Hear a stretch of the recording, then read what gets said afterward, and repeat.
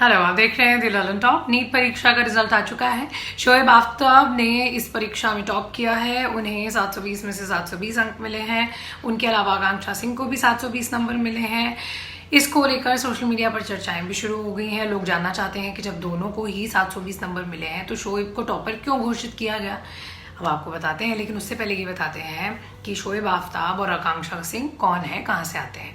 तो शोएब ओडिशा के राउरकेला के रहने वाले हैं। पिता बिजनेसमैन है, माँ गृहिणी है। शोएब बचपन से ही डॉक्टर बनना चाहते थे, लिहाजा तैयारी के लिए पहुंच गए राजस्थान के कोटा शहर। लगातार 2.5 साल तक पढ़ते रहे, ना छुट्टी ली और ना ही एक बार भी अपने घर गए। केवल पढ़ाई को ही लक्ष्य बना लिया उन्होंने। वो कहते हैं, मेरे परिवार में कोई डॉक्टर नहीं है, मैं बचपन से ही डॉक्टर बनना चाहता था। मुझे मेरे परिवार का बहुत सपोर्ट मिला, खास तौर पर मम्मी जो मेरे साथ हर परिस्थिति में खड़ी रही। अब आकांक्षा सिंह के बारे में बताते हैं। आकांक्षा वैसे तो यूपी के कुशीनगर की रहने वाली हैं, लेकिन उन्होंने नीट की तैयारी दिल्ली से की थी। उन्होंने 10वीं तक की पढ़ाई गांव से की और उसके बाद दिल्ली आ गई ताकि डॉक्टर बनने का सपना पूरा कर सकें।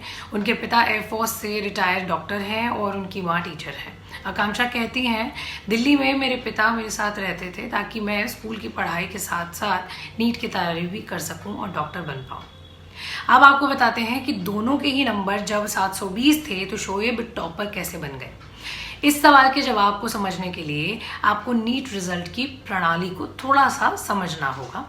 नेशनल टेस्टिंग एजेंसी यानी NTA की टाई ब्रेकर नीति की मदद से इसका निर्धारण किया जाता है। होता यह है कि अगर 2 छात्रों को एक जैसे नंबर मिले तो उस छात्र को वरीयता मिलती है, जिसके बायोलॉजी में अधिक नंबर होते हैं। लेकिन यदि बायो में भी एक जैसे ही नंबर हो तो केमिस्ट्री में अधिक नंबर वाले को वरीयता दी जाती है। इसके बाद भी अगर टाई की स्थिति बनी रहती है तो फिर ये देखा जाता है कि किसने कम गलत सवाल किए हैं, और आखिर में यहाँ भी मामला फंस जाए तो जिस छात्र की उम्र अधिक होती है उसे रैंकिंग में वरीयता दी जाती है।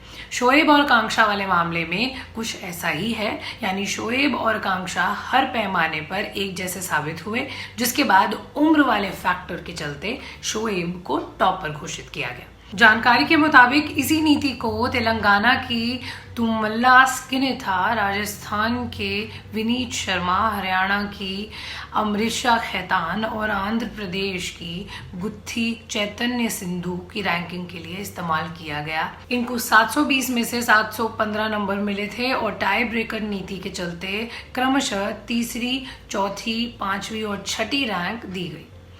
इसी तरह 8 से लेकर 20 नंबर तक रहने वाले बच्चों ने 710 नंबर हासिल किए हैं, जबकि 25 से 50 नंबर तक रहने वाले छात्रों को 705 नंबर मिले हैं। ये खबर यहीं तक। देखने के लिए शुक्रिया। आप कुछ कहना चाहें तो ज़रूर कमेंट बॉक्स में लिखकर हमें बताएं।